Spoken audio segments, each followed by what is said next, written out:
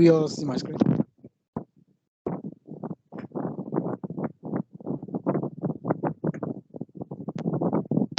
Can we all see my screen?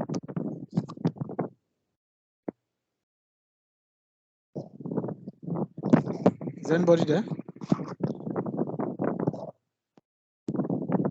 Yes. Okay. So the other class we were able to do some certain introduction into how the environment look like, but because it's a structured training with planned with a planned title and topics for each classes. So I'm just going to go ahead and then fire on. So at the end of today, we are going to be learning a lot about analyzing data with Power BI, because we look at how we can use Power BI to create a report, Okay, so one of the ability or one of the skills we can also get is that after this training, it can be easier for us to pursue a Microsoft certification, which will help distinguish our technical expert and experience. So I'm going to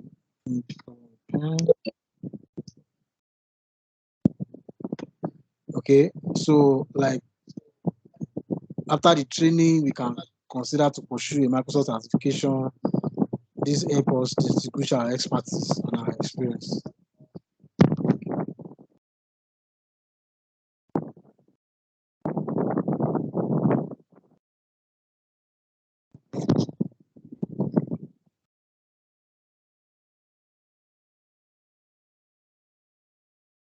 Okay, so for the assignment I gave the other time, I was asking about the data analyst role.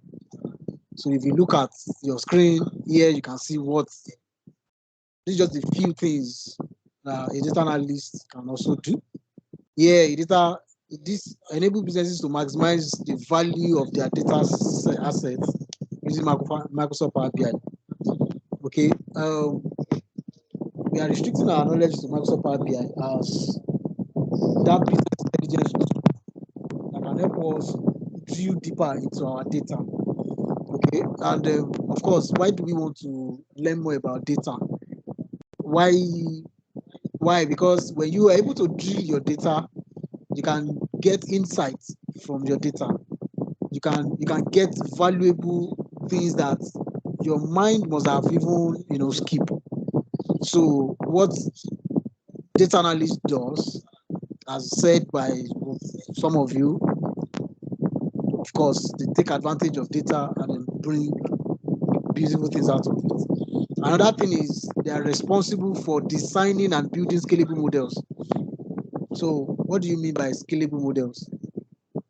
So when you say scalable models, we are talking about models that can be changed. For example, your Power BI is interactive. You understand? So you can have a data that goes like this. You can have another data like this. You understand? So the same data can be remodeled, for example, to give you something like this. Do you understand what I mean? Why? Because this one is looking at, let's say, September to December, while the same data is looking at a range of, let's say, a range of maybe sales, maybe for sales from, let's say, 1 million to let's say 5 million, and they are looking at the number of sales. Do you understand? Okay, so within this is 0, this is 10. No, let's say this is 10, this is 20, this is 5. So we can say, oh, we have 5 customers that are making sales between this value. So we have 10 customers that are making sales within this value. At 20, we have, let's say, this number of customers that are within the range of 5 million sales. So why? Scalable model that is can change. They can also do what we call cleaning and transforming data, enabling advanced analytics capabilities that provide meaningful business value throughout to easy comprehend data visualization. So virtually all of these are what we are going to do. They also collaborate with key stakeholders across vertical to deliver relevant insights based on business requirement. So what do they mean, stakeholders? Okay, as a business analyst, they call it across verticals, you know. As a data analyst, you are here and you are working, okay, you have to report to a manager. Then you have to get data from maybe some other people, okay. Then you also have to work with maybe a database administrator, you understand. Then maybe you have to also work with maybe a database engineer, you know, a data engineer. Then you also have to work with your manager. You also have to, you know, work with some other, just across verticals. Then whatever data they've built, the managers are looking at it. The how do you put it now? The executive are also, you know, they're also looking at it. Okay. So successful data analysts start this role with experience with data visualization products, services such as Microsoft Power BI, understanding both on-prem and cloud-based data repository. All right. So this is something I must explain to you. So when you hear the word on-prem, you are seeing what we call most companies have their servers. They have their servers. They have their storage capacities. They have their networking. They have all of those things inside a building. You understand? For example, a bank. A bank, we have what we call data center. So that's where all all the data, everything that they are doing, that's where everything is residing. So it's within your premises. That's what they mean. So what is not within your premises is on cloud. It's cloud-based. So cloud-based is the sense that you have to use a third party. A third party company is helping you to host your data. For example, Microsoft Azure, AWS, or GCP. You understand? So most of these data are kept either in your premises or within the cloud. Okay, so they also says that to be a data analyst, I want you to look at this statement: fundamental understanding in Azure data services. I know some of us already have this. So about this course, what we are going to be learning, we are going to be identifying and retrieving data from data sources and understand the different connections method. We are going to optimize query performance. We profile and examine data and apply data shape transformation. We are going to develop a scalable and performance data model. Then we also move into DAX, enhanced data model using DAX. So what is your DAX? Your DAX simply means your data analysis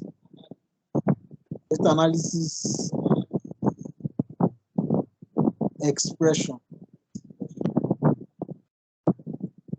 You know, that's your DAX. It's a scripting language that speaks directly to your database, that speaks directly to your Power BI. So you can also use, one of the things you're also going to be learning is use variables aggregations to optimize your model performance. You're going to be designing and create report and dashboard, select and add appropriate visualization, create a paginated report, perform advanced analytics. So we are all going to be doing this. Create and manage workspace, manage data sets and data set refresh, apply row level security. Okay. Okay, so these are our outlines. Okay.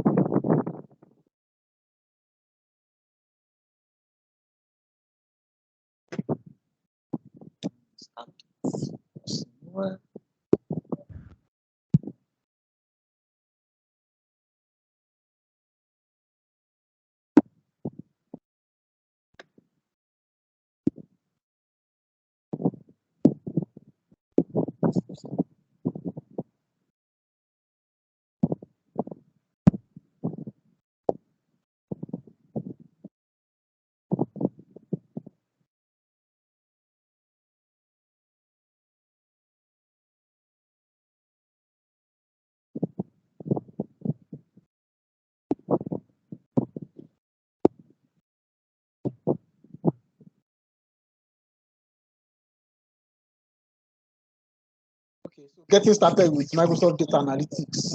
So welcome to Data Analytics. So then we also need to know some few things before we start our practical class.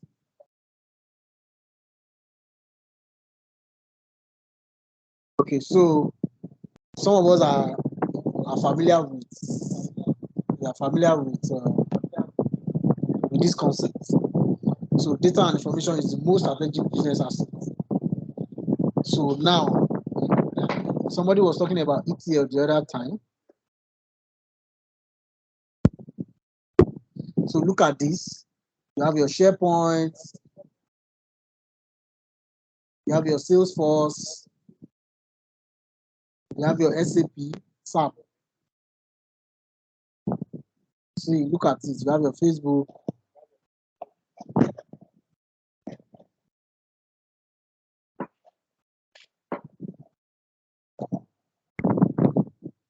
Okay, you have your Monkey Survey. You have your Access. This is a database from Microsoft. You have your SQL Server, SQL database. You have your Oracle database. You have your Exchange. This is Exchange database, Exchange Mail, Exchange Server. So what are they saying? Okay, so I don't know this one. I don't know this one because there are different, a lot of databases. Now they are telling you that these are sources. Now, what is this? What does it look like? Please, I want this class to be interactive. So please keep your mic on. Funnel. So yes. So, but inside your funnel, what are you looking at?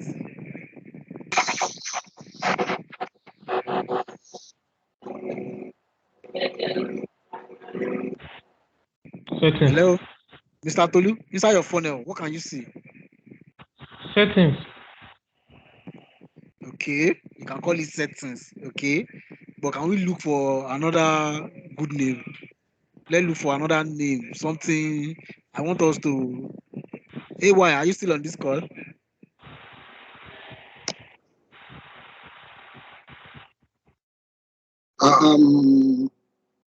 Like I really don't know how to put it, but I'm Okay. saying like sorting. That is sorting the different information that is coming to the funnel. Yes, you can say something like that, but like a funnel sorting. But you see this thing that look like Mr. Tolu said settings. Mechanism. Yes, mechanism. We are getting closer. Magdalene, can you help?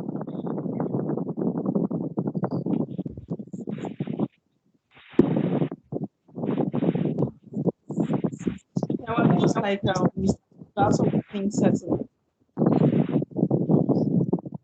Or a chain. A what? Like a GL. chain. Okay, GL. Like a J. Yes, exactly. Who said J now? Shabu. Yes, thank you, Mr. Shegun. Like a J.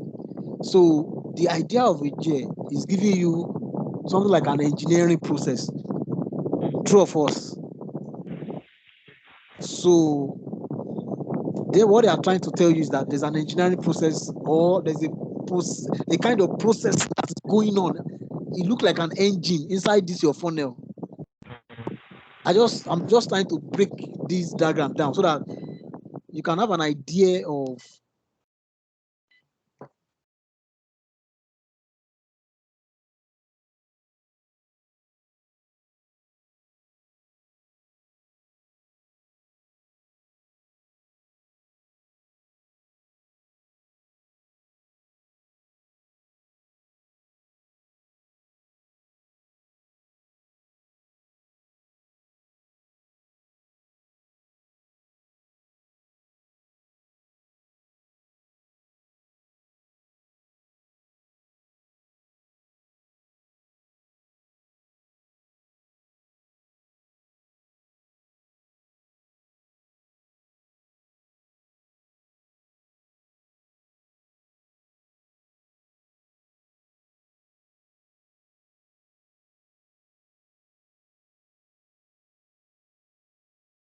Sorry, the facilitator is having small issues with network, but he's about to come in again.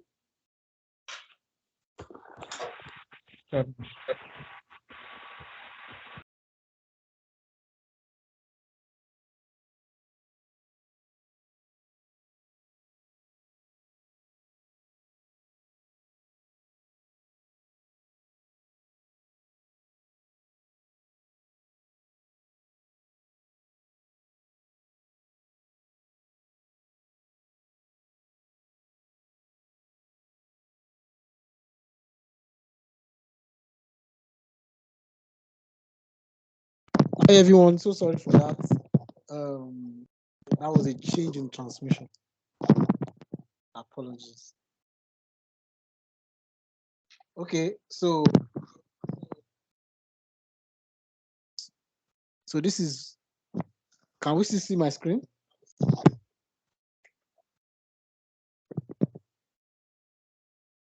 Can we see my screen? No, sir.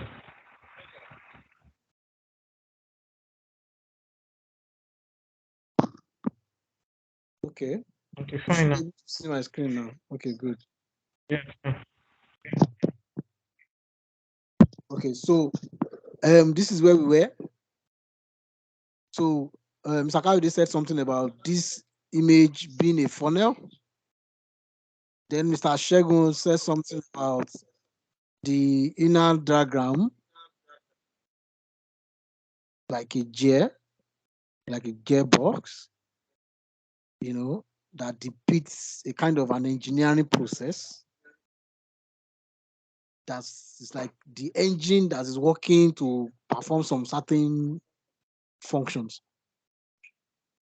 So I just want us to open up our mind and begin to see it as, okay, so that means if, for example, if you have an engine and they need to crush something, that means it's going to produce something else. If you have your tomato, your onions, and all of those stuffs meshed together, so you can take it to those all those mama that used to grind pepper. At the end of the day, it turns that pepper into, the physical pepper, that we took there. I mean, it turned into something watery. Do you get? So that process is sort of a transformation. Do you get the idea? So that means there's an engine that is working on those transformation. So that's why I want you to understand this diagram, because this is the basis of what you want to learn as a data analyst. And for those of us that will still go to further into data engineering, this is the foundation. So now, like I wrote the other time, you have your source, then you have your output here. So then what is this? So here you have your transformation.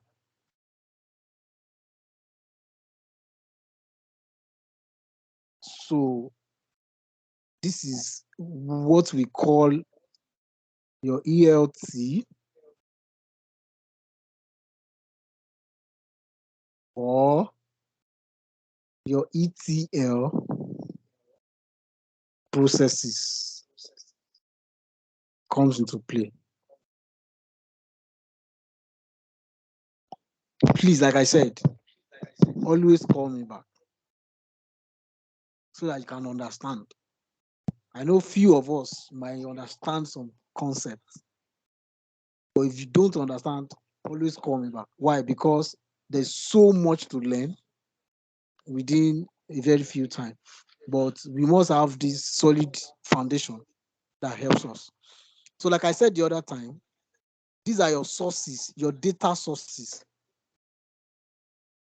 So which means that the Facebook that you are posting, the Instagram that you are posting is a data source for somebody to take and chop. So as you post, as you cash cruise, somebody is making money. Apart from the fact that you are using your bank internet data and you are just posting either pictures, either words, wordings, whatever it is. And now people have gone into sentiment analysis, whereby they cannot begin to analyze the words that you've posted. So the era of AI has come. So machines are now analyzing our way of behavior. Machines are now studying us. So people that create these artificial machines and artificial intelligence are using us as lab rats to make money. So one of the reasons why you also want to learn this is you can be at an advantage position to take advantage of all this technology.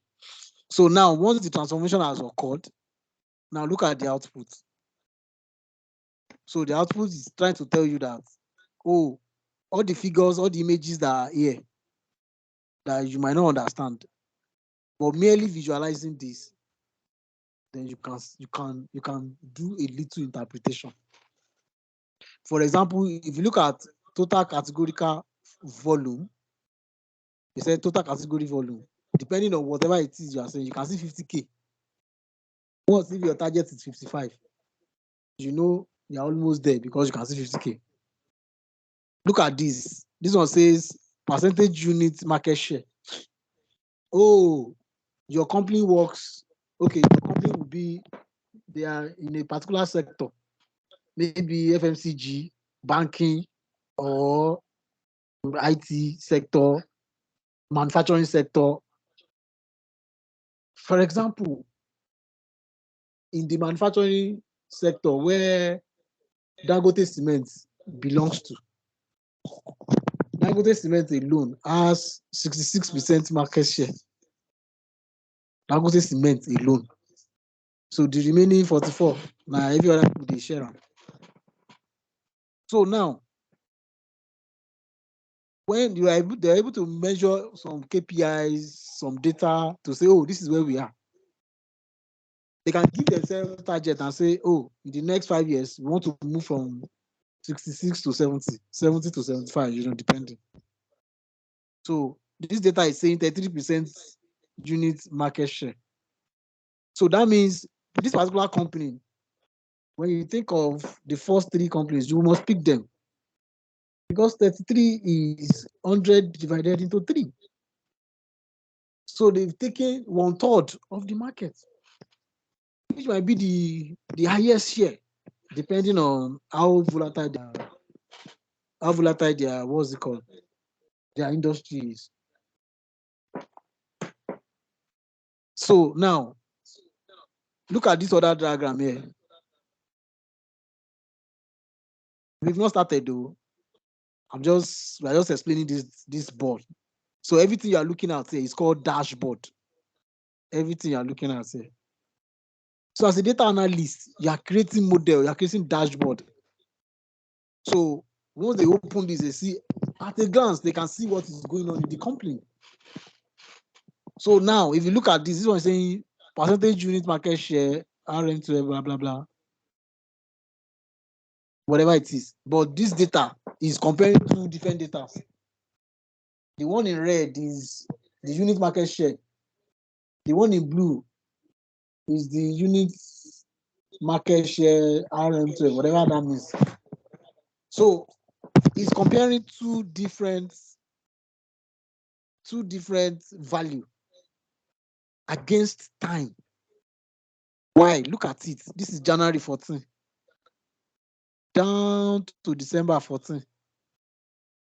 That's a one, like that's a 12-month period, January to December. Okay, so now let's say look at the red. The one in red is the unit market share. While the one in blue says unit market share. So let's just say the one is blue seems to be the threshold. I'm just saying this is just a random data. A threshold means that oh, in the marketplace, and if you're in the manufacturing, or you're in the banking sector, or you're in the IT sector, your share should not go more than, let's say, 30% of whatever. Or let's say 30 naira per share, or 40 naira per share, or 50 naira per share. That's the benchmark. So NSE, Nigerian Stock Exchange, will be the one to set that value, that threshold value, to say, okay, for this sector, this is the average amount of share for that sector. I'm just saying that. See that the blue line is almost like the same thing across the year. We are just looking at this hypothetically. Now, let them assume that because the red line now happens to be your company, and you are monitoring this data. So in January, your share seems to be a bit higher than the threshold. Now in February, there was a little dip, as you can see. And then something happened in March. Maybe there was a scare, I don't know what they call this thing. Maybe Mr. Kali can help now. When it comes to people who just panic buy, maybe there's a panic buy or something. We're just buying. People see it's short eye. Then there was a dip. And then down to July. By July, people were buying at the normal elastic market price, which is the price that the NSA has actually set. But something evil happened immediately after that. What happened? There was a sharp dip. As you can see, the price fell. So the whole of July, between middle of July to the end of July, it was a crisis for them. We are just trying to explain this. Why? So putting all these values together, you can see that in a year, you can look at. So as a data analyst, you can also begin to ask your question, why? What happened here? Why did this happen? Assuming that maybe you have not joined the company, or you are joining the company as a business analyst, and then you are, working on their past data, and you are digging deep. So you want to know why, what happened? Who made the decision? Who made the what? So that's one of the things you also do. It lets you also look at the one here. Of course, it looks like a production, it's a total unit, blah, blah, blah. So whatever it is, maybe different sectors or whatever it is, as you can see, it's easier to read, to say, okay, there was a high volume here, there was another high volume here, but here we have low volume, low volume, low volume. So it's easier to say, oh, for regular, this is what we have. For production, this is what we have. Okay. So for data analysis, what are you doing? You are telling a story with data. So 5 categories of your analytics. We have looked at it. Number 1, your data has to be descriptive. Or your data can be descriptive. From the word describe. So if I go back here, my data is describing. If I go back and look at this line that has red and blue, is a descriptive data. Why? Because it's describing what has happened in the past between that January and that December of that particular year. So my data can be diagnostics. Diagnostics is the sense that I begin to ask myself, why? What happened here? I can begin to ask questions here. What happened here? Why did we experience this deep, this low? Why are we having lower number here? Or what did these people do that they were able to make a very high money? Then your data can be predictive. Predictive in the sense that, for example, you are looking at, okay, by looking at what we did in the past, if we compare it very well, can we predict what can happen in the future using your data? Then your data can be prescriptive. To prescribe means that, oh, after you have analyzed your data, you now need to prescribe that, oh, for example, you are doing budgeting. You are doing budgeting. Budgeting means that you will prescribe, oh, this certain amount of money will go to this for this. This another certain of money will go for this. This other money will go for that. This other money will go for that. Do you understand the idea now? Then your data could be cognitive. Cognitive means that, okay, doing some analysis, maybe some intellectual thing that involves some intellectual activity. So now, look at the roles that we were talking about the other time. The roles in data, business analyst. So when you combine all these together, you can become a business analyst. You can earn as high as 200,000 US dollars in a year. You can earn as high as, even as a data engineer, you can earn as high as 500,000 US dollars. All you need to do is just keep digging. So like I said, please make sure you call me back if you feel that there's something you are not understanding. Okay? So to be a data analyst,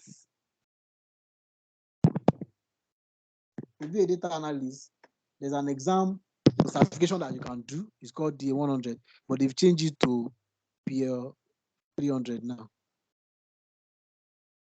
They've changed it to PL300. Then, as a data engineer, this is what you do.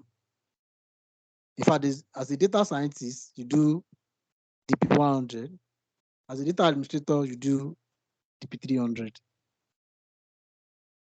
Why? They are structured training, just like, so the one we are doing now is this one. So all the material we have now is to help us. So once we are done with this, then we'll move to this one. For those of us that are in data engineering class. So as a data analyst, what do? You prepare your data, you model your data, you visualize your data, you analyze your data, and then you manage.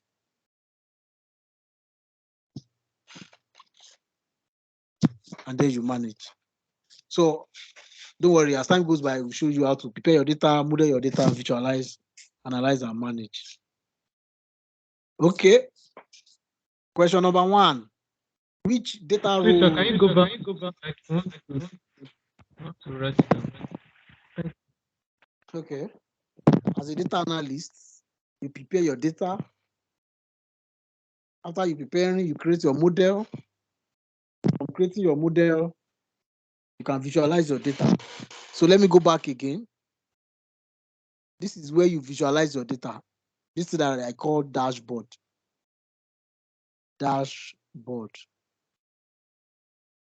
is for data visualization. Data visualization. Okay. Like I said, what are your tasks? 1, 2, 3, 4, 5. 5 levels of tasks. Number 1, you must prepare your data. So prepare your data means that you have to go and source for that data. And remember, I've shown you different sources of your data. So your data can come from an Oracle database, can come from a SQL database, can come from an Access database. It can come from Excel. Look at Excel. Your data can come from, well, I don't know this. Your data can come from SAP engine. SAP is a database workload. Is the highest. In fact, I can't even want to start talking about that SAP. It can come from SharePoint, can come from Salesforce. So even Facebook, Twitter, the data can come from anywhere. So people keep generating data. People keep generating data. And if you can take advantage of what people are generating, then your money is sure, is certain. So you prepare, you create a model, you visualize. Like I said, your visualization helps you to visualize your dashboard. Then you analyze your data. Remember the way I was analyzing your line, your blue line and your red line. You analyze your data. Then you manage. How do you manage? You manage, you can also manage using, of course, as a database administrator, access and all of that. You grant access and all of that. So now let's do a review question. Mr. Shegun, are you there?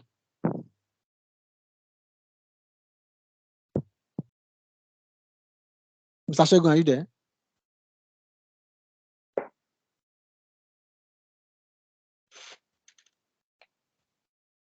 Okay. So, Mr. Tolu, are you there? Yes, I'm here, sir. Yes, I'm here, sir. Okay, so can you answer question number 1? Data analyst. So, say which data role enables advanced analytics capabilities through reports and visualization? Data analyst. Okay. Mr. Kayode,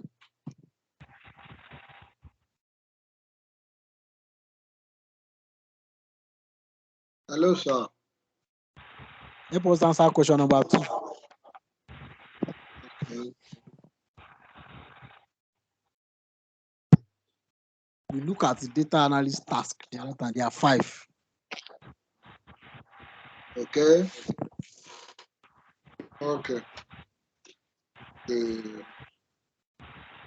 Yeah. Okay.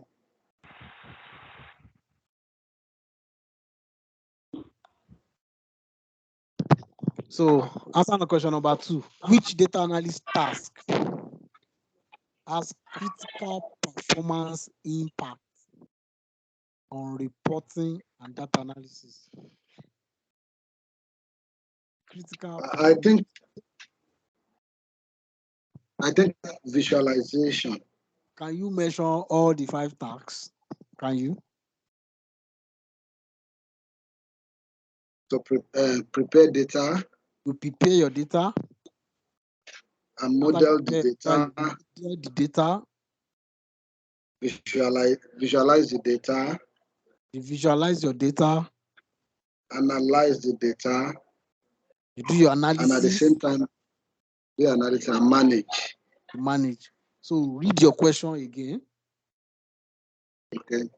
Which data analyst task has critical performance impact? Which data analyst task critical performance impact on reporting a data analyst? I still stick with critical power reporting, analyzing. Okay, I think analyzing here.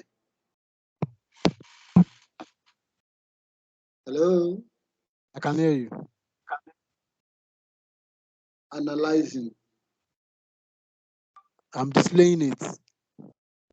I have seen analyze. So you are going with analyze. Yes. Madam why?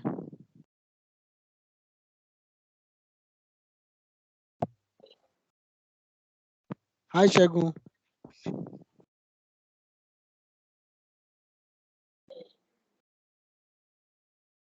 Hi, Shegun.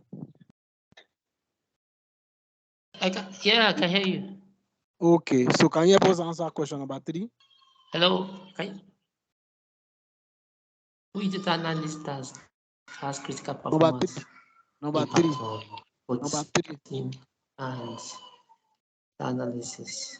Number 3. I analyze. Number 3.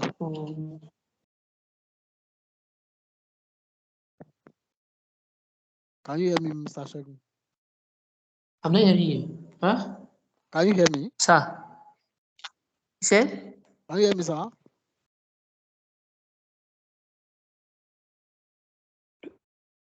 Hello?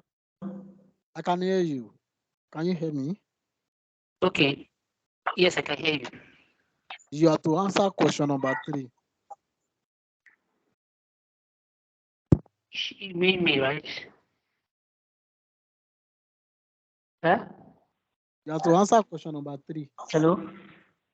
I can hear you. Are you referring to me? Yes, yes, yes.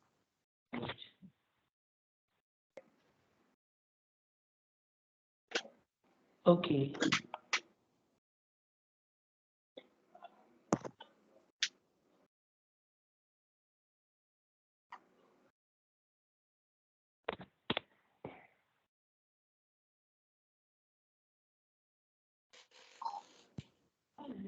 Oh, person is-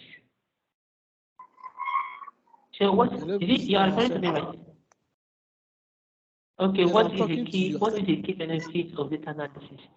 For clarity, for quick, proper decision making, accurate decision making. That's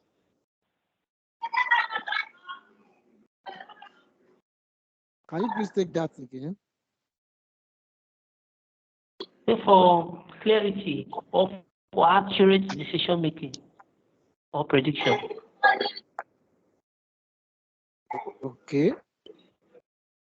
For accurate prediction making, or I need to get what you said. Making or prediction.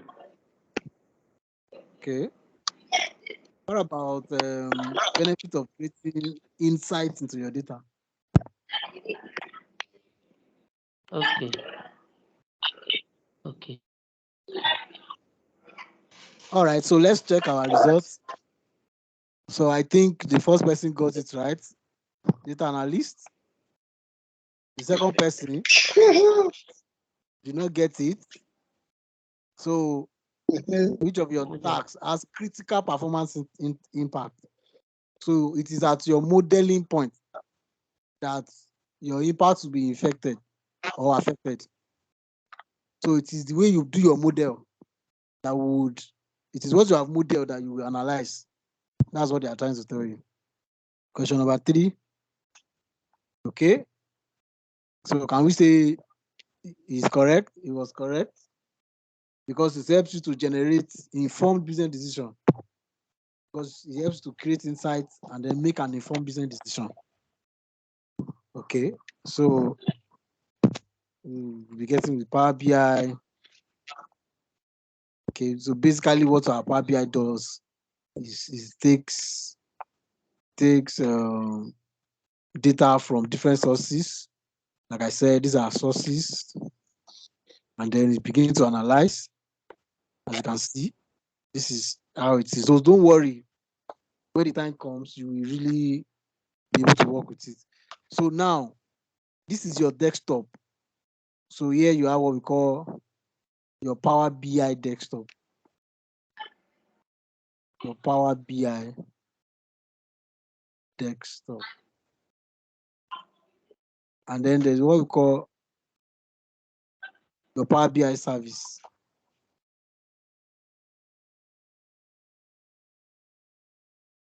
Your Power BI service. And then your Power BI mobile. So it's easier, but it is the service one that you can be seen on mobile. So the one from desktop is connected to your Power BI service so that your mobile devices can see them. So as time goes by, you will have the understanding. So we are looking at the building blocks of Power BI. Okay, so here you can see different dashboards that can be created.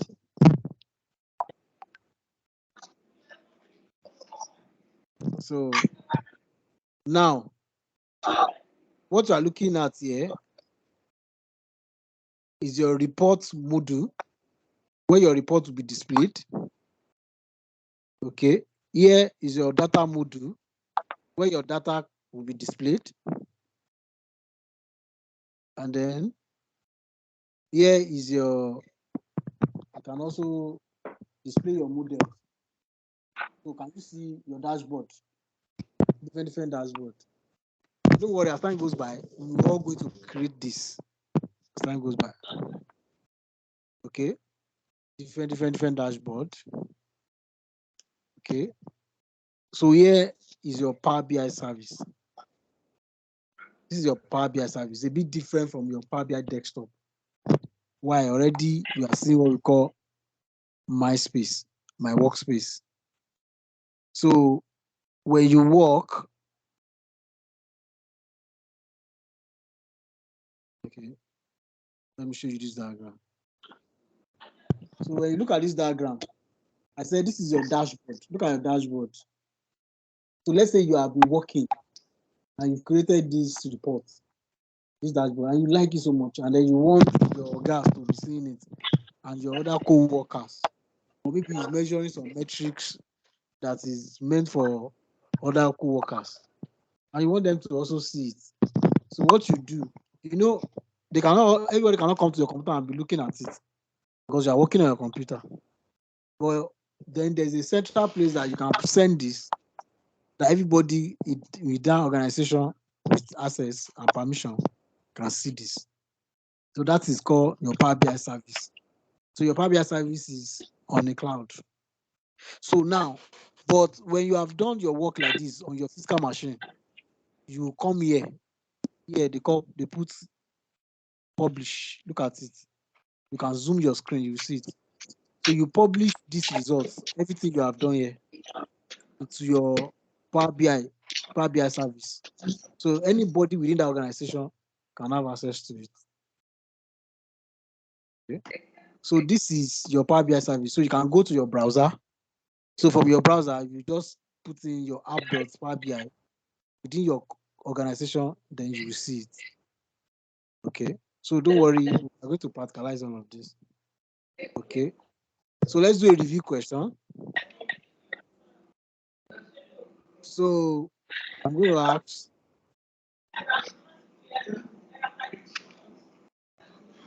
so for question 1,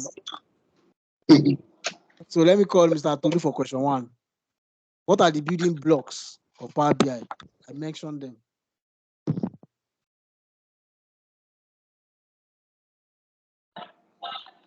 I did not understand, so Let me go back.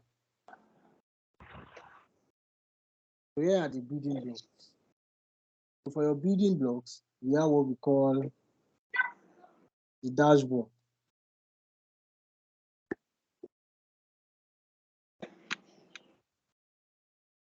We have the data. We also have the model. Okay. So here you are seeing the dashboard. Here, this is how your data can be displayed.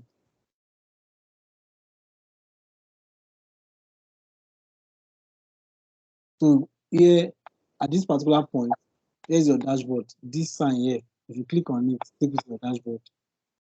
This one takes you to your data. Why this one takes you to your model? You can do model here. So it's like 3 in 1. You just keep clicking. You can do a whole lot. So here, like I said, all these ones you are seeing here now, all of them they are on what we call Power BI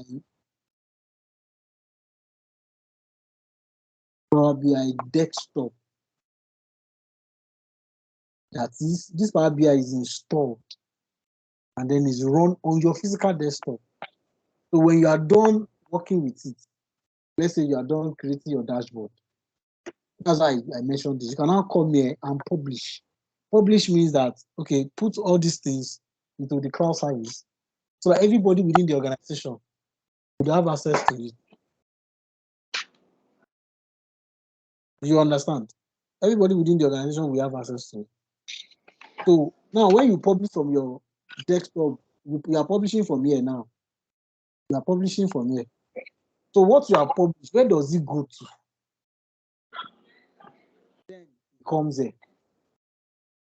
Yeah. This dashboard you are looking at. It comes here. The way it looks exactly, that is how it's going to look. This is the exact thing that you publish here that you are going to be seeing here. So How would you know that this is Power BI service? So this one is called Power BI service. Power BI service. Why? It is, you can only access it through a browser. A browser. So you know what it means. So it means it is in the cloud. So once you access it, then you sign in, and then it brings your data, everything you are working on.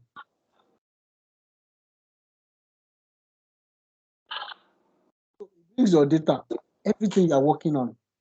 Do you get? So, but before you sign in, before you push what you are doing on your physical machine, on your Power BI desktop, before you push it, you must have come and sign there and then create a workspace for yourself. Your workspace is like having different departments within an organization. So, for example, if you're analyzing the finance data or data that is coming from account department, you wouldn't want people in HR to see how much money that is coming into the company. But that's not their job, that's not their work. You do want guys to be in sales to come and see how much they are paying the MD. No, now.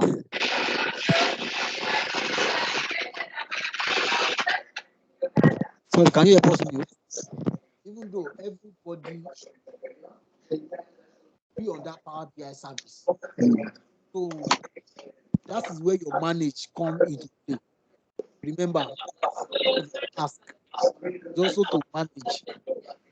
That's where it comes to place. So you now have to manage what we call assets. Sorry, can we mute? Somebody there's a background noise, please. Can we mute? Thank you.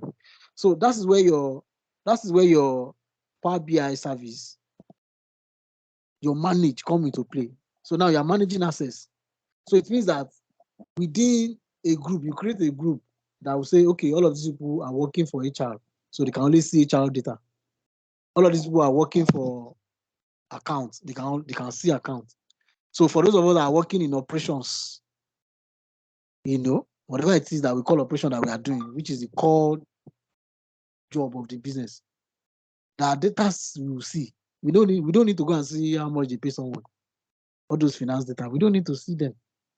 And for those of us that are in sales, all we need to see is sales data, how much you guys are bringing in.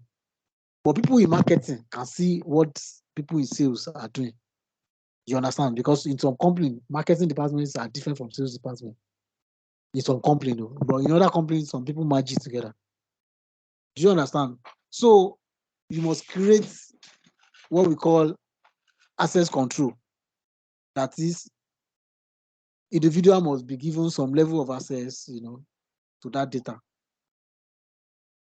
So what are the building blocks of your Power BI from what we have discussed now? And then what is the common flow of activities in Power BI? Then question number 3, a collection of a ready-made visuals. Remember that word, ready-made. Ready-made visuals. Rearrange in dashboard and report. It's called what? So now, okay, so let's do it like this. So who can answer question number 1? Who can answer question number 2? Who can answer question number 3? Let me throw it open. Okay. Okay, so question number 1. Please, your name. Just mention your name so that. Okay, this to do. Okay, good. Yeah, the building blocks of Power BI are dashboard, data, and model. Okay. So who can answer question number 2?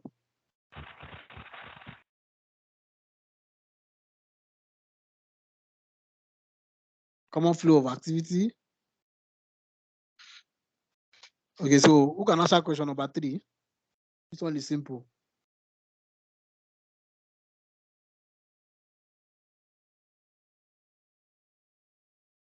Magdalene, please. Power BI service. Oh, who is that? Please mention your name, please.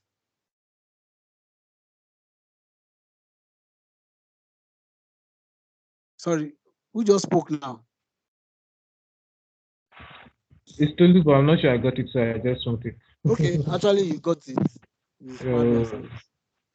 Okay, so as we can see, for your building blocks, you have your visualization, You have your data set, you have your reports, you have your dashboard, you have your tiles. Okay. So if I should go back, all of them are visualization, like you all see. Dashboard, data model, they are visualization. I've been talking about visualization since. You also have your model, the model, these are your data, like I said, data, as you can see here, this one is data. You understand? Then there's what we call tiles. Your tiles is the way they are arranged. Okay? The way they are arranged. See them. That's what they mean by tiles. The way they are arranged. So, what's your flow of activities in Power BI? So now you bring your data into Power BI. So look at it. You bring your data into Power BI, and then you create a report. Then you share it to your Power BI service, and then you view and interact with your report. You understand? That's just the common flow. So if I go back again from the beginning of this, where we spoke about it, see.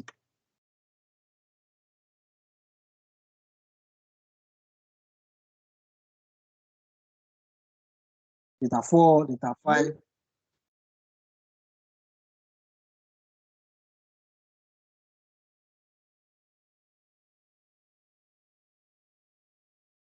Okay.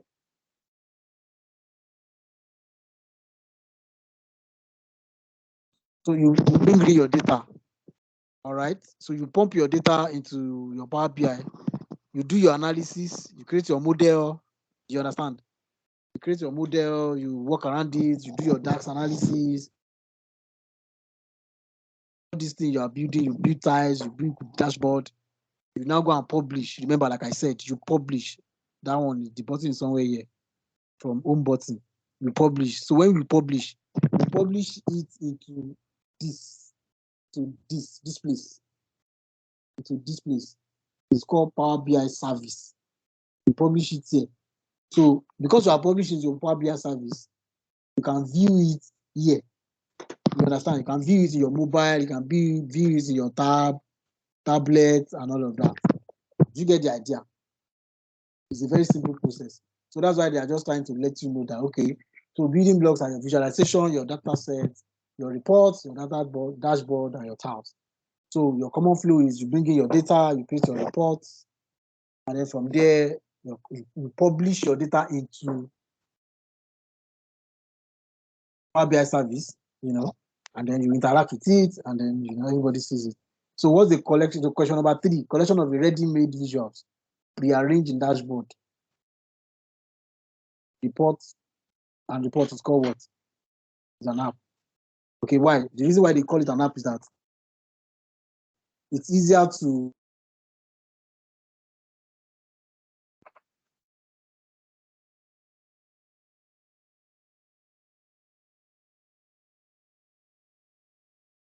if you go back here, so it looks like an app. Do you understand?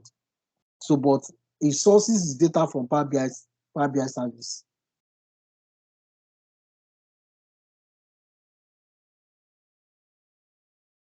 Okay. So what have we covered so far?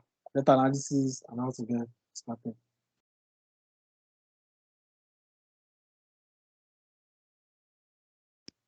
So let's move to the next module.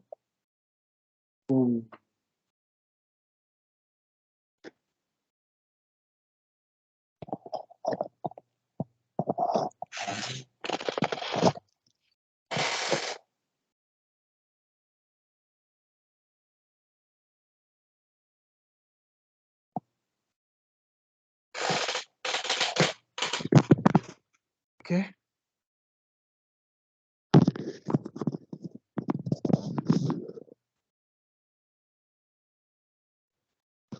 Okay, so before we move to the next module, let me ask Mr. Shegun what he has learned so far, just for within that last module.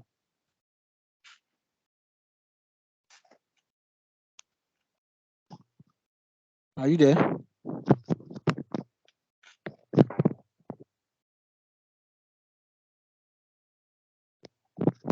Mr. Shegun, are you there?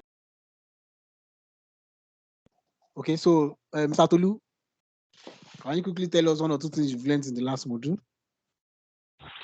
Okay, so the last module, or the one, or Yes, everything so far. this last module. Okay, we learned about the.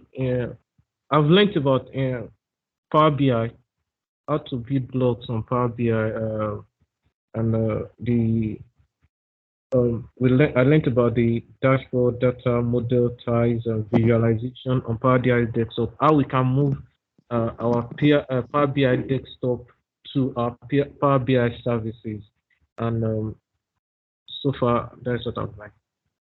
Okay, good. So, Mr. Kaude, in 1 minute or in 30 seconds, what you learned in the last module? All right. What I've learned so far is how that with the help of Power BI, we'll be able to give a specific information to people that we so desire. So I think that's what I actually picked from that model. Can you go over that again, sir? Okay, what I said is that what I learned is that about Power BI, how that we can use Power BI to disseminate information to different groups, as it were. Like what you said earlier, while trying to use the example of sales, marketing, and HR and finances, that it is very possible um, for us not to manage our system such a way that HR will not see what finance is doing and finance will not see what HR is doing, except if the company wanted it to be. So I'll be able to put that with Power BI, you can use it to control activities even within the organization.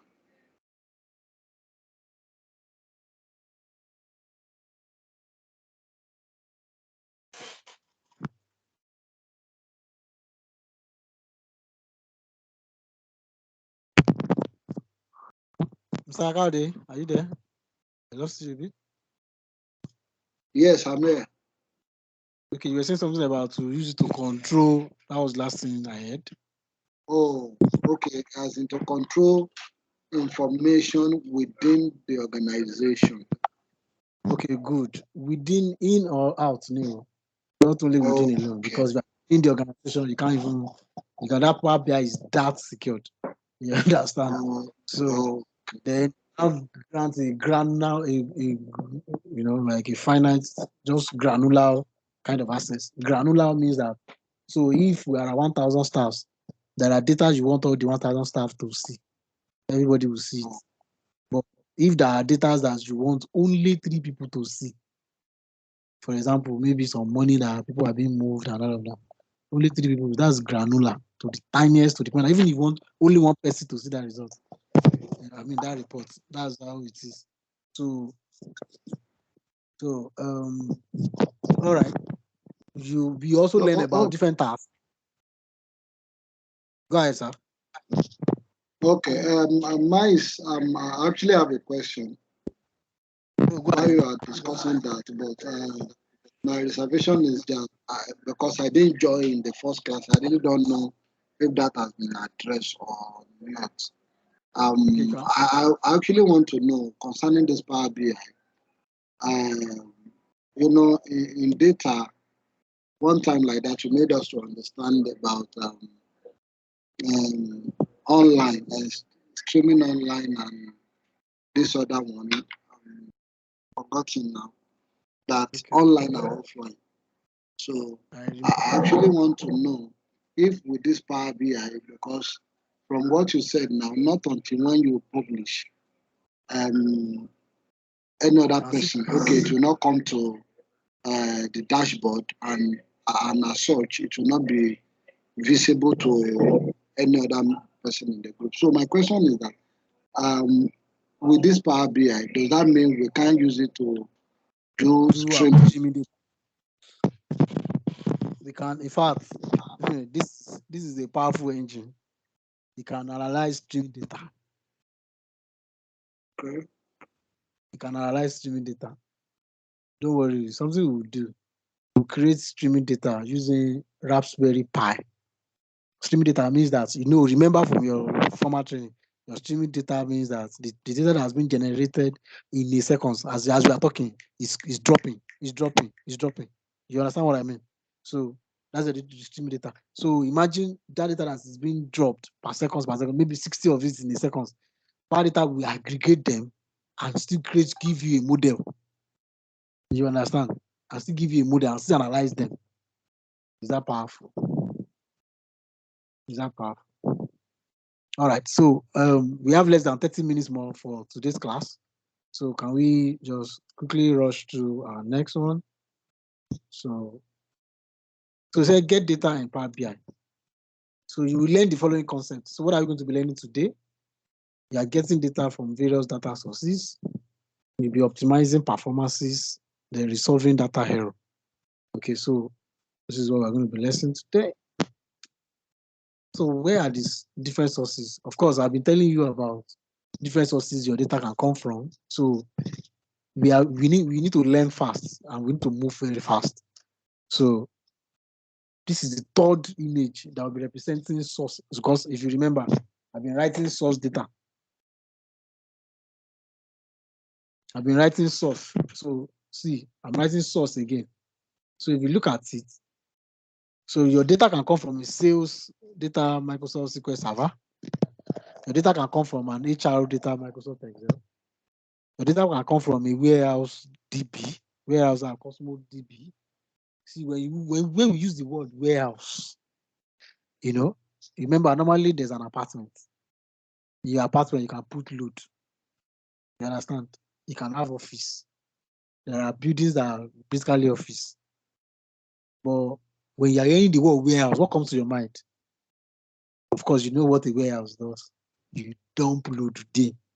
You say, we don't have this thing. We have to go to warehouse. Warehouse means that is the repository of all those market stuff. So there is a engine as heavy as called data warehouse. Azure data warehouse that can house your data. Imagine your data, a data that has 100 million rows.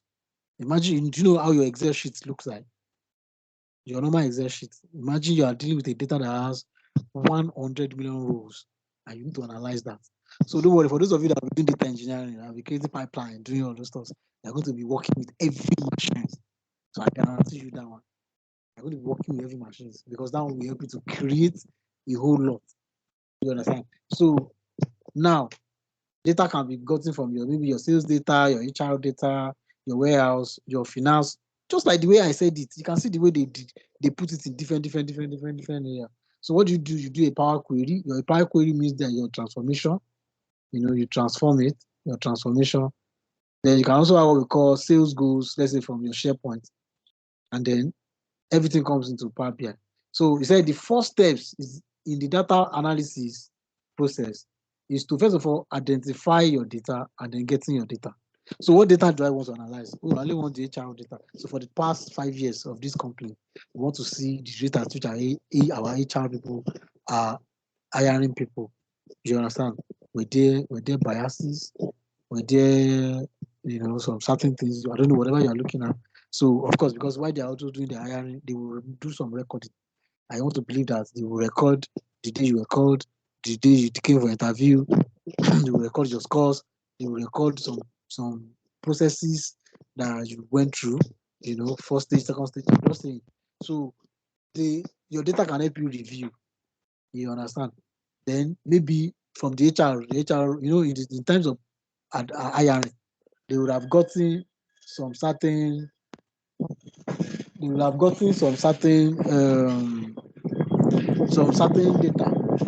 from the people that are applying. When you're applying, they say fill this form. So all those things that they're asking you to fill, you can begin to analyze them. So anything can be analyzed. So let's move quickly. So this is how you say get data from your flat files. These are called flat files. So we are going to be practicing this. So please don't just assume that, oh, I'm just saying this, I don't understand. But we are going to be practicing it. But just look at it the way it is now. Look at it the way it is. You understand? As you can see,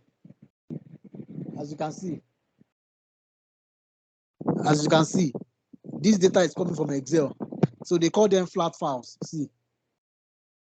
So you will understand later why they are called flat file, because they cannot be modeled. They are not in a JSON file, JSON format. You understand? So it's easier to just see them as a single line of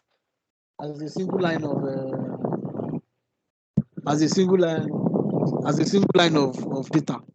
Okay. Now you can also get data from your relational database, your SQL server, and then you connect it directly to your Power BI. So these are the things you are going to be working on. You're going to be working on them. So we are going to create a database from your database. If you remember in our first class, I showed us a SQL server. I showed us Power BI. I've showed you all the. In fact, I even showed us Azure Data Studio. If you remember, for those of us that was in first class, I showed us all those things. So you are seeing that we already know what we are going to be using, and then we begin to practicalize them. So we just need to run through this note. Okay, just need to run through this note. All right. So when you connect to your Power BI, so look at it. See the arrow. Connect to your Power BI, and then you analyze, and then this is what you get: your visualization, your dashboard, and all of that. Why? The result is coming from here. See, look at it. The result, this result, this output has its source here. So what this one is doing, remember what Mr. Tolu, was it Mr. Shegun that called, what he called the other time? That thing that he called I'm That's not Mr. hearing Tolu. anything. Hello, who is speaking? Hello, who is speaking?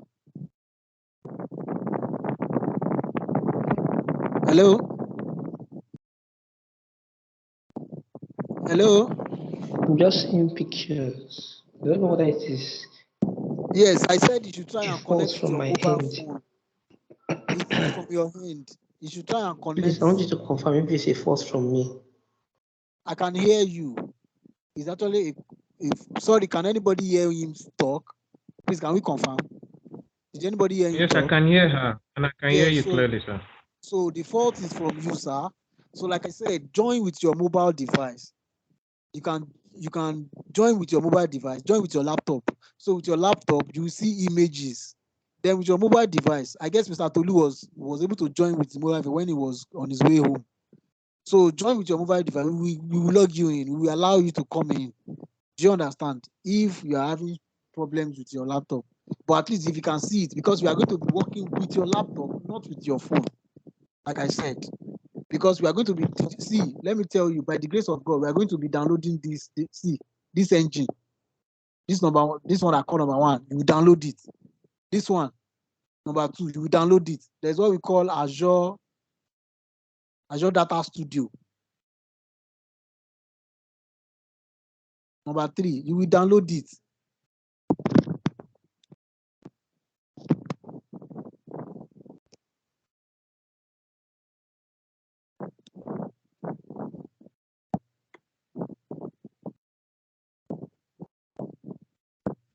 So this one, I showed you the other time. You will surely download it. You understand? So you will download it.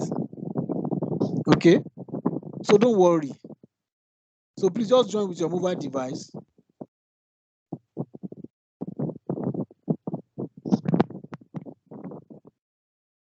So just join with your mobile device.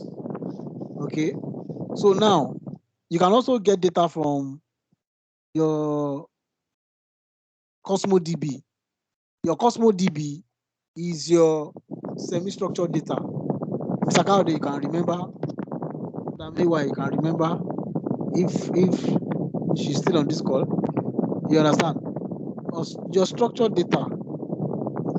This is a semi-structured data. Meanwhile, this one is a complete structured data. It's a complete structured data. So meanwhile, this one is a semi-structured data.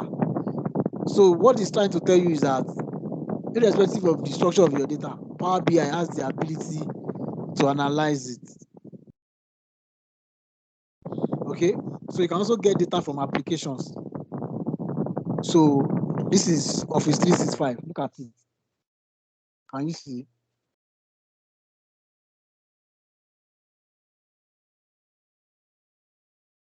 So can you see Office 365? Look at Office 365. So this application is coming from Office 365. So you can get data from here. See, it's called HR data, and then connect it to your Power BI, and then get the data there. So you can also get data from analysis service. Okay, so an analytical data engine that lets you digest data from multiple data sources and create calculations on the fly. You know, so here this server is on Azure. Look at this server. This server is on Azure. SAS. This is so for those of us that are going to be doing data engineering.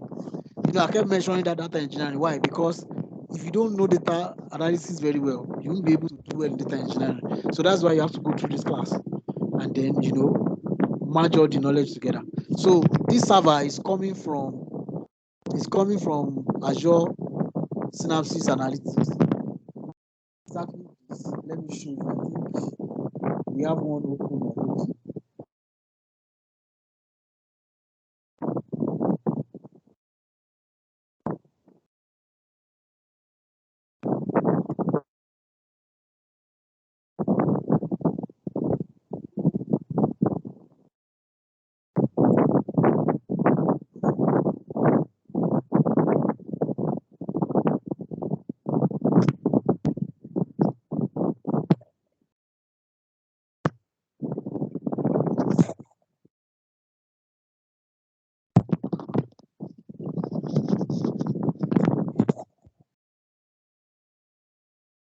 So okay, I think I've closed it.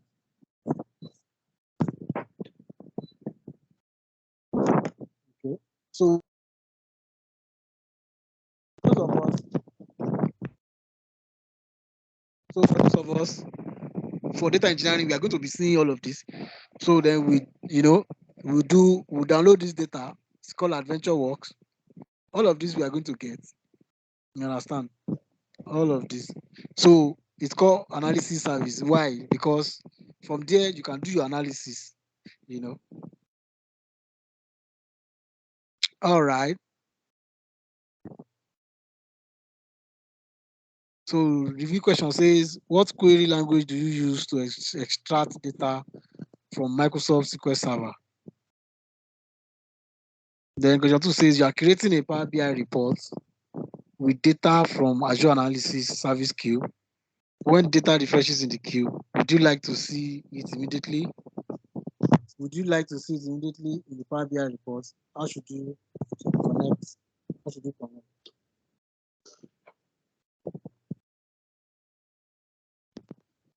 Let me go over this again.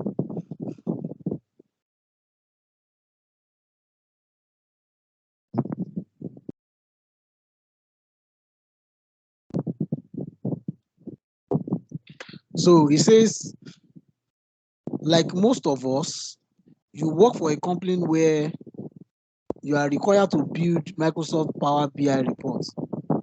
Now, the data is just follow what I'm reading. So the data resides in different databases and files. So these data repositories are different from each other. Okay, some are in Microsoft SQL Server, some are in Microsoft Excel. All the data is related. But before you can create a report, you must first extract your data from your various data sources, interact with your SQL Server, interacting with your SQL Server is different from Excel, of course. You should learn the nuances of both.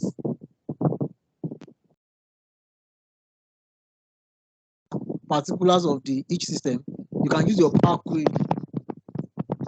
You can use your Power Query, which is the query engine used by Power BI and Excel. So you can see. So that gearbox you are seeing the other time is your engine. So in your Power BI, it is called Power Query. So in other system too, let's say Azure Synapse Analytics, he has his own engine too. Okay. So this engine helps you to clean your data, such as you can rename your columns, you can replace your value, you can remove errors, and combining query results. You can combine your query results. So a lot. So after the data has been cleaned and organized, so you are ready to build reports in Power BI. Finally, you will now publish your combined data sets and report to Power BI service. Remember, you will build all these things in your Power BI desktop. Then when your report is ready, what do? You publish to your Power BI service, which is the cloud one. And then you can also connect using Power BI apps on your mobile. Do you understand? So from there, other people can then use data sets or build their own reports, or they can use the reports that you have already built.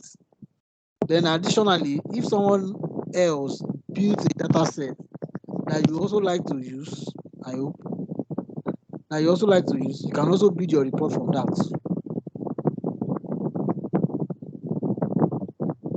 So now is there, I'm just trying to read so that you understand what they are saying. So he said get data from a flat files. So organizations often export and store data in files. So one of the possible file formats is a flat file. What are they called flat? Say a flat file is a type. So understand this.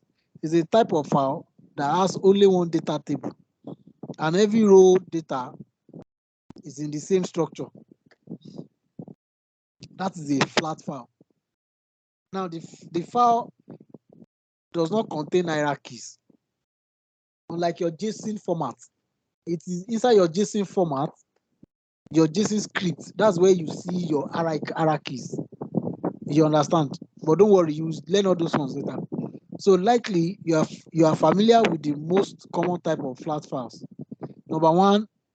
So now when you are hearing flat files, you are talking about your CSV files.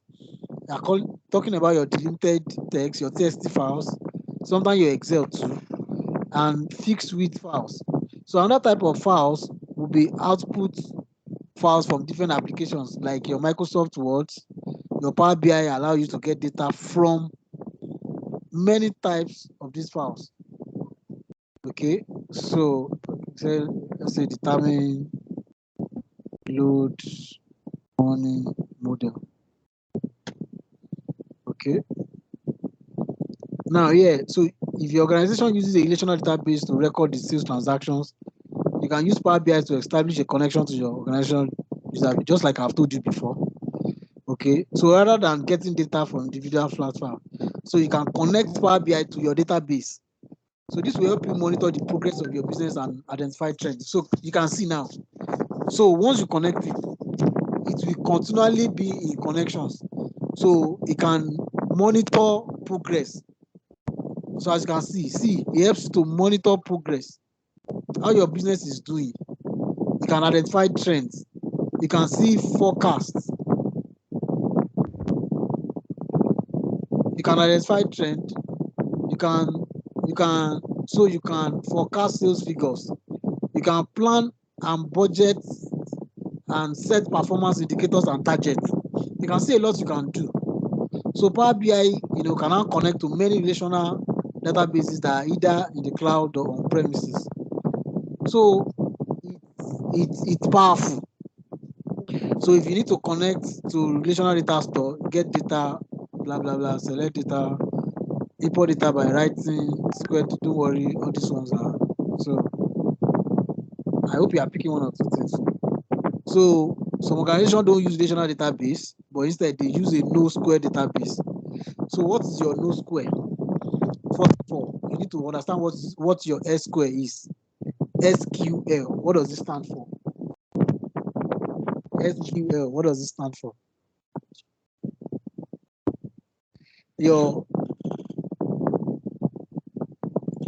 SQL stand for structured query language.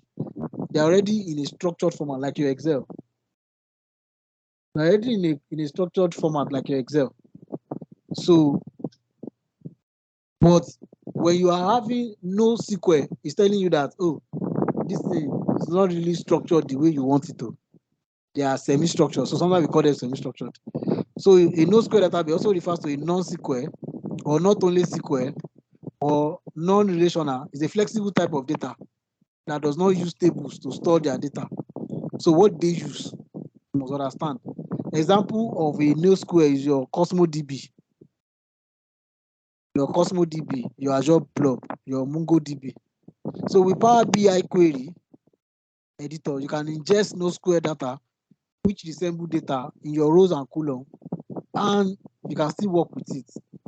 So here you connect, you select data, you see, okay, let's see what we're saying. Select data, select table that you want to import, the preview pane only show record items because all records are in JSON format. Okay. So all this one that we're going to do, we already I have data that is in JSON format. So what is your JSON format? Your JSON format means JavaScript object notation. That's the JSON format, JavaScript object notation. So let me show you what your JSON format is. I know some of us might know, but for those of us that does not know, let me show you what JSON format is. I have data here. I can show you what your JSON format is.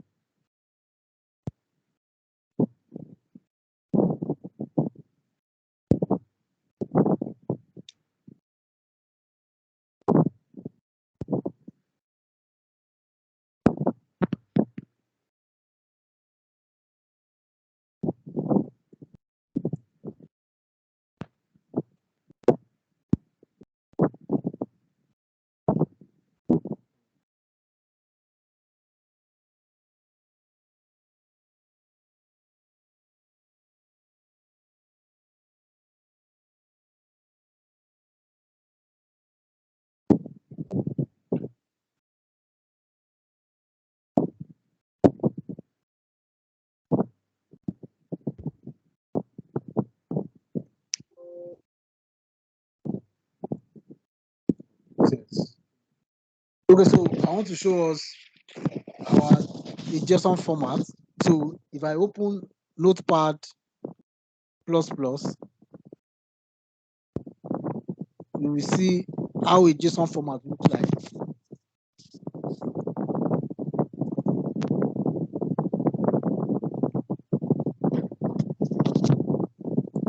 So can you see? Look at this data. Look at this data. So please, you just have to look very well. So look at this curly brackets. This curly brackets will start this data.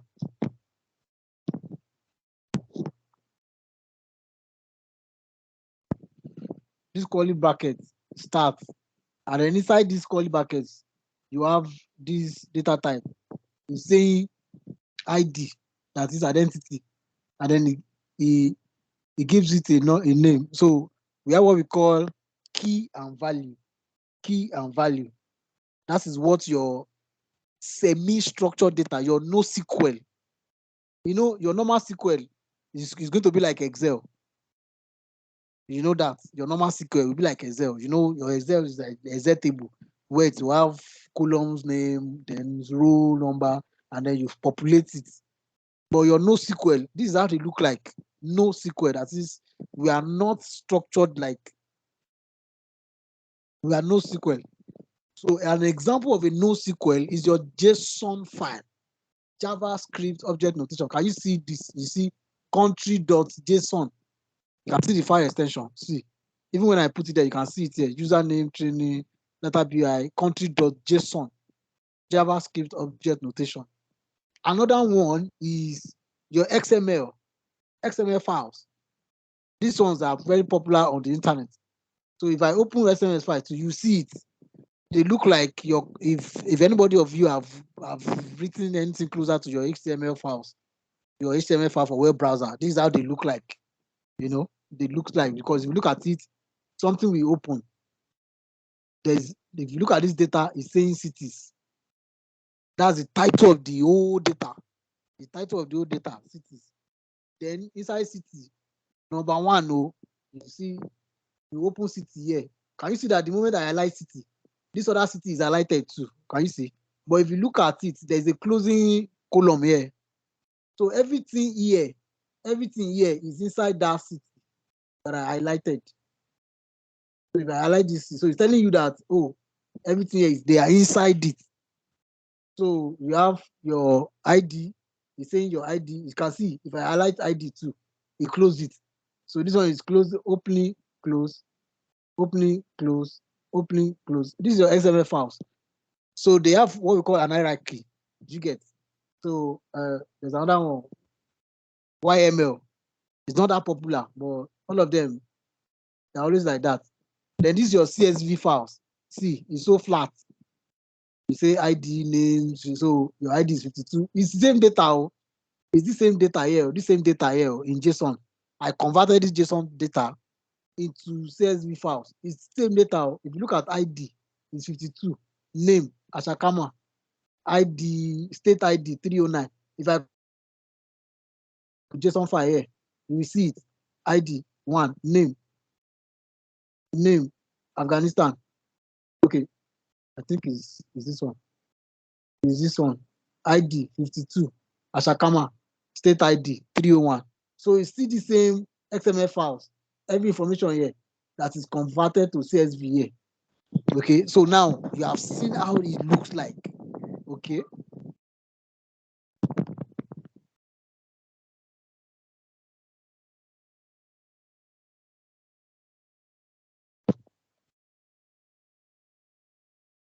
So we have less than 10 minutes.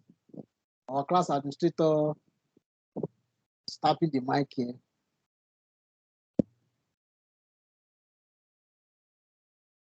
Okay, so let me go back to the PowerPoint.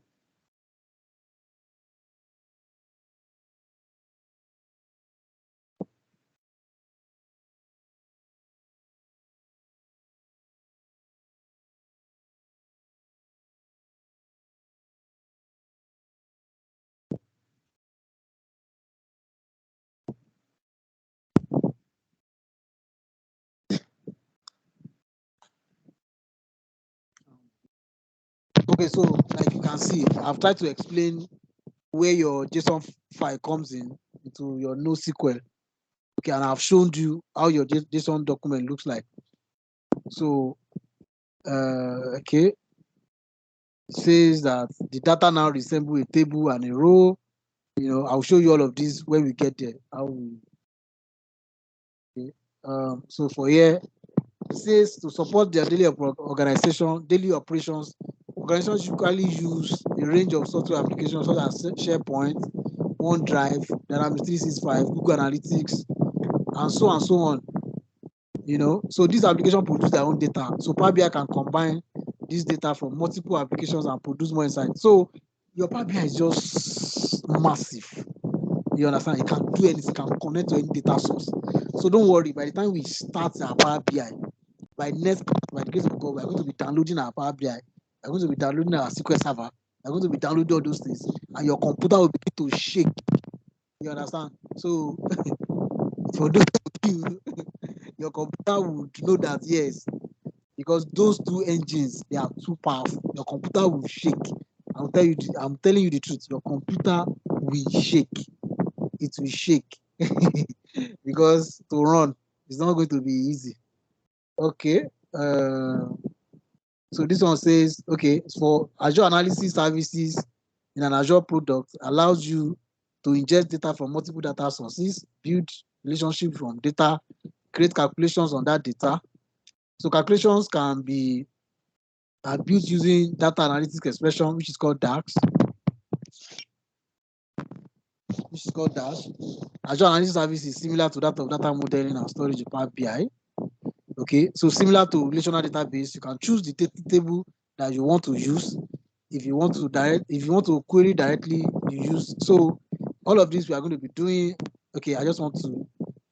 So analysis service cube, blah blah blah blah. Discuss this data. Okay, so now look at this statement. It said if you don't need an entire table, you can create a query. You can query that data directly instead of using transact SQL, T-SQL to query your data. Instead of using transact SQL, T-SQL to query your data, like you would in your SQL server, you can use what we call multi-dimensional expression, MDX, and then DAX. So these are new concepts you are going to be learning. Can you see it? So if you are write those three down. Your T-SQL, which is the language you use to query your SQL server. So you can also use what we call your MDX, multi-dimensional expression, or your data analysis expression to create your data. So you don't need to use get data button in Power BI, blah blah blah blah. So you use this. So don't worry, when the time is come, you will work on it. We still have a lot. We have a lot. We have a lot. We have a lot. So starting from next week. Oh yeah, starting from tomorrow rather. Tomorrow Sunday by 7 a.m. 7 p.m. By 7 p.m. We should finish this. So we'll be starting from page 12. We'll be starting from page 12. So thank you so much for your time today. Apologies once again for coming late. The class administrator and then we needed to do some certain things in order. So apologies. So I hope we've been able to learn so much today. So by tomorrow we are going to conclude this slide and then we will start our practical by downloading heavy machines. So please, if you have some videos on your laptop, go and delete them. You will need space because you really want to learn. All right. So thank you so much once again. Thank you for coming.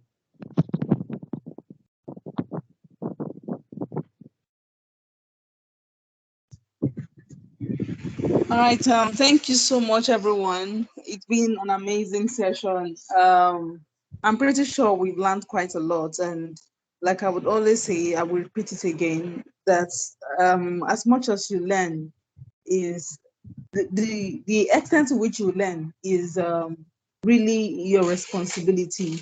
We can teach you, but then nothing stops you from going further to read up more things about whatever it is you're taught. And if you have the opportunity to also start practicalizing these things, you can please do so. As much as possible, we want to get as much as you can get from this training. And I'm hoping that we are meeting your expectations. So thank you once again for joining the class. Thank you so much for your time. And sincere apologies for coming late or for starting the class late. Hopefully tomorrow we don't have to deal with any issue whatsoever. So the class starts at 7 tomorrow. I want to encourage everyone to please plan around that time to ensure that we're able to make up, we're able to meet up for that time. So thank you guys once again, and do enjoy the rest of the night. See you tomorrow. Bye, everyone.